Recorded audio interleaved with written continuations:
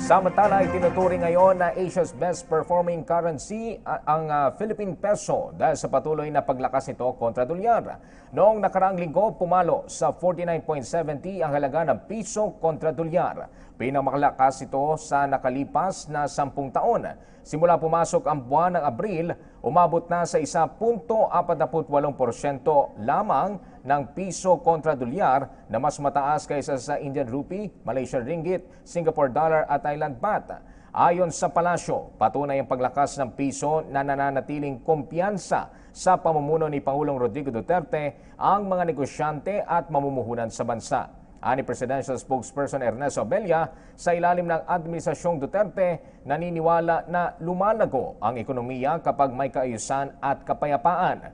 Para naman patuloy na makamit ang kaunlaran, inilulunsad ng pamahalaan ang pinakamalaking programang pang-infrastruktura sa kasaysayan ng Pilipinas tulad ng big ticket projects para sa pagpapagawa ng malalaking kalsada at tulay, mass urban transport system at Green City upang maipabot ang matiwasay na buhay para sa lahat.